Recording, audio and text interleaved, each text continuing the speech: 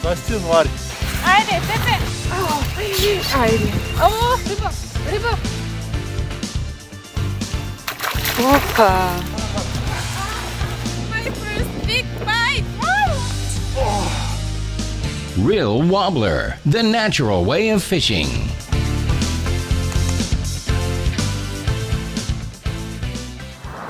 Здравейте хора, как сте? Здрасти от мен.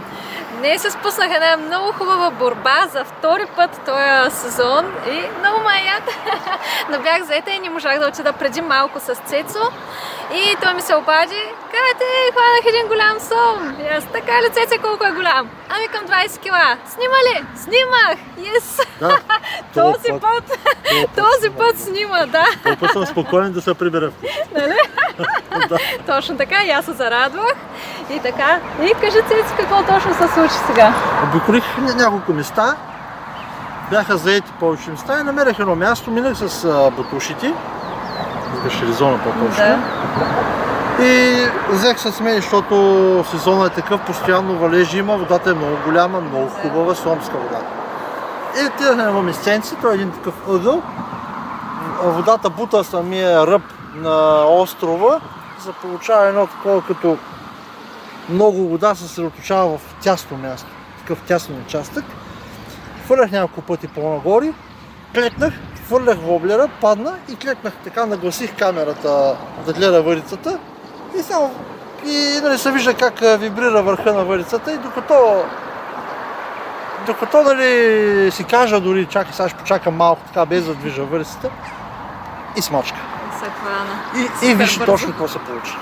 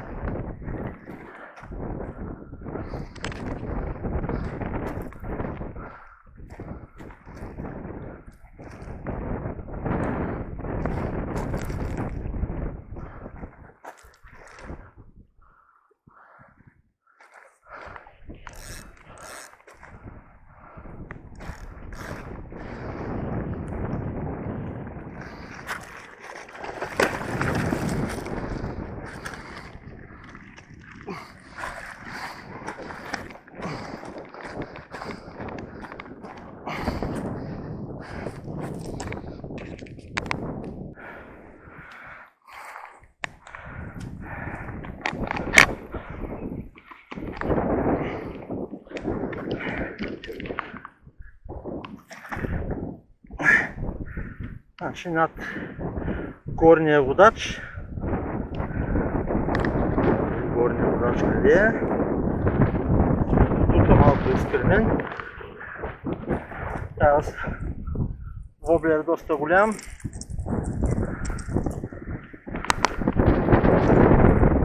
Лопатката се чупи. Някои от тройките са изправени.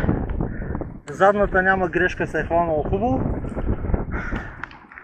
Значи около 20 кг сомче. Може и малко повече. И ето края на въдицата. И над малко по-малко от педжа, над горния водач, над макарата.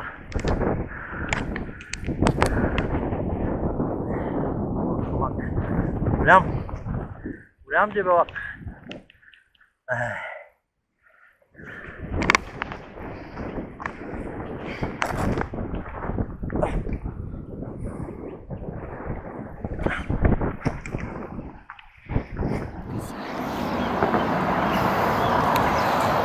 Ето го сомчето още веднъж.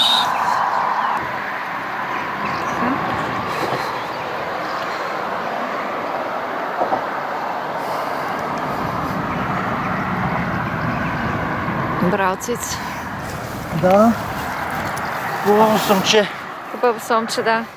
Както видяхте във видеото, Сома босна няколко пъти воблера в самия бряг в камъните и повреди лопатката, което това не му притеснява, знаете, тя ще се сменя нова лопатка.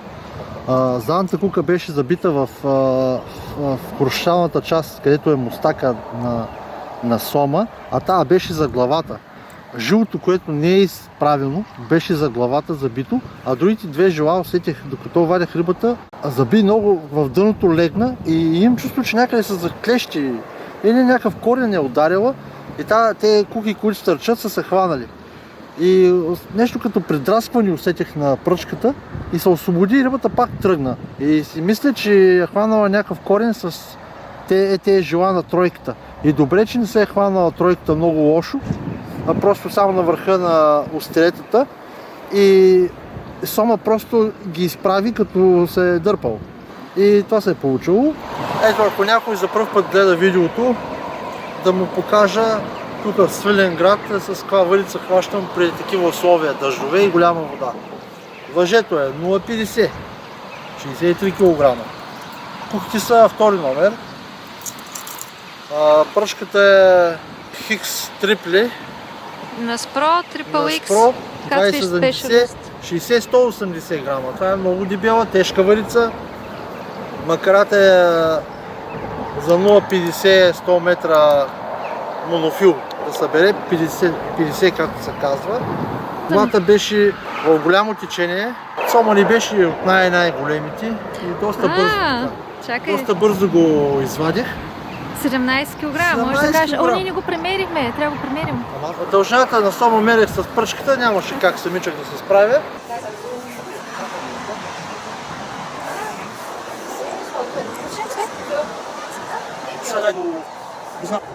От тук, ето тук беше. Над водач, над първия водач от Метър и 30. Метър и 30. Значи. Да. Метър и 30 е Сома. Да, чудесно. Добре. Метър и 30 обаче туловището му под главата е много голям. Да.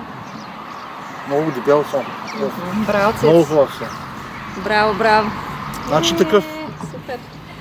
Хванах такъв към 20 кг го определен, защото тогава го пуснах много бързо май месец. Да. Има съмнява дали не е същия, обаче може и да не е, защото това е много по-малък. Да. Защото не беше някъде една педя повече. 20 кг е бил 18 кг, 3 кг отгоре с една педя да качва, няма проблем. Аби горе-долу там плюс-минус 1-2 кг. При всички положения, две хубави попадения вече за Цецо. Да, много съм щастлив. Да. Ето воблера, голям, хубав воблер, колкото ръката ми е горе-долу. Рил воблер, разбира се, ръчна изработка от Цецо, знаете. И ако и вие искате да риболовате с рил воблер и да постигате добри резултати, свържете се с нас. Ще видите как в описанието под видеото и също някъде горе ще оставим контакта. Надявам се да ви е харесало видеото.